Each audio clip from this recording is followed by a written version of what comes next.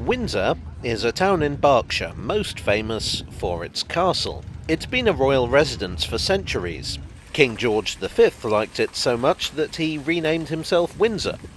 Well, that and the fact that it was the First World War, and Saxe-Coburg-Gotha is about the most German name imaginable. To get to Windsor, you can either take a train from Slough or from London Waterloo. And, for a very brief period, you could also take an underground train here. Yes, for a very brief period, from the 1st of March 1883 to the 30th of December 1885, it was possible to take a District Line train right the way into Berkshire. Why did they run such a service? Well, more or less, because they could. A little context. The District Line, or the District Railway as it was back then, had been set up as a kind of spin-off from the Metropolitan Railway. The company had been created to build the southern half of the Circle Line, which in those days was known as the Inner Circle.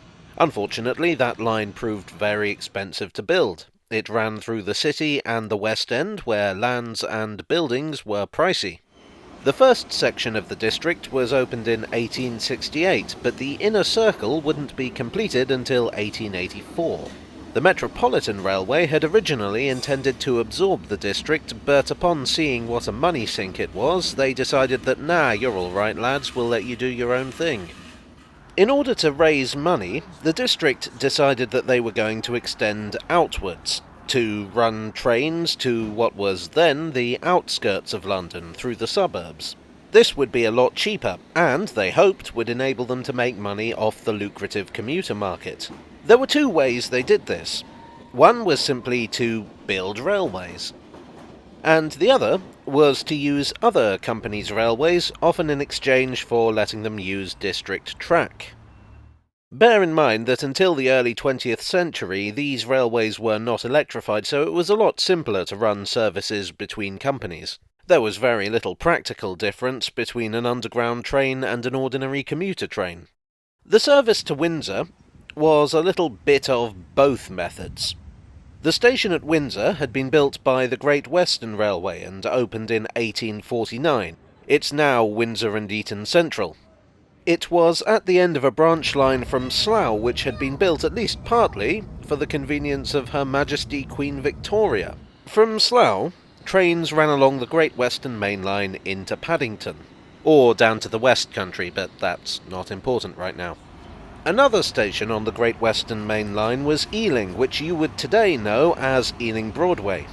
In 1877, the District Railway obtained the legal right to build a line from Turnham Green to Ealing. Ealing was a small town, but the coming of the railways meant that it was growing and therefore was a pretty decent prospect for commuter traffic. The district made very sure that the right to build a line to Ealing would give them access to the Great Western Station. They built a connection between the two railways, one with a very sharp curve. Ealing was all very well, but the district really wanted to get to Uxbridge. The GWR had their own station there already and strongly opposed the district building their own line. I don't know if they ever considered the option of allowing the district to run over the Great Western Line, which would seem to be the best of both worlds, but nevertheless, they did everything they could to prevent the district from extending beyond Ealing. In the end, the Great Western offered the district a deal. The district was to stop all this building a line to Uxbridge nonsense, and in exchange they would be allowed to run a service to Windsor. The service commenced in 1883. The route was quite complicated in terms of who owned what. Trains started from Mansion House. From Mansion House to Hammersmith, they ran over track owned by the District Railway. From Hammersmith to Turnham Green, the line was owned by the London and South Western Railway. From Turnham Green to Ealing, by the district again.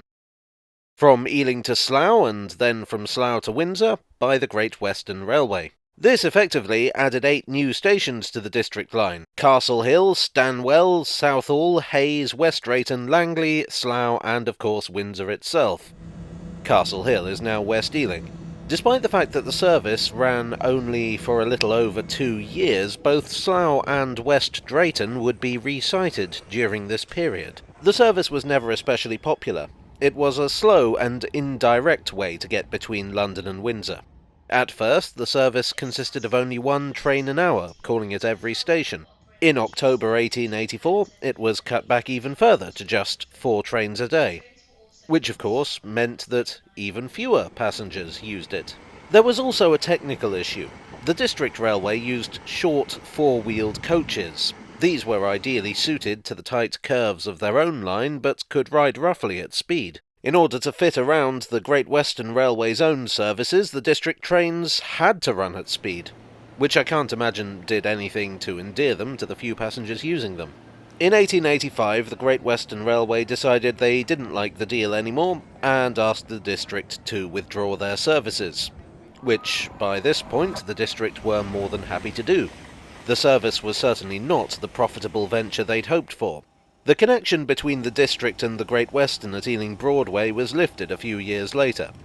In 1910, the district would get their line into Uxbridge, which is now part of the Piccadilly line. Today there are few, if any, direct trains from the old Great Western station at Windsor into London. The Elizabeth line, when it opens, will actually enable passengers to travel directly from Slough into central London and beyond. But no one has ever expressed an interest in reviving the underground service to Windsor. Good evening. I do hope you enjoyed this underutilised tale from the tube. If you did, I would be most grateful if you would leave a like and perhaps subscribe for more. I've wanted to look at this service for quite a while. I always think, with services like this, it's a kind of a chicken and egg situation. Is a service unpopular because it's infrequent, or does an unpopular service only justify infrequent trains? Let me know what you think in the comments section. I was also thinking I'd like to do a video talking about the line from Slough to Windsor itself. That has quite an interesting history. Keep an eye out for that one, maybe hit the bell icon so you'll know when it drops. Thanks as always to my donors on Ko-fi and Patreon. You are the sharp curve to my Ealing Broadway. And I'll see you all again very soon for another tale from the tube.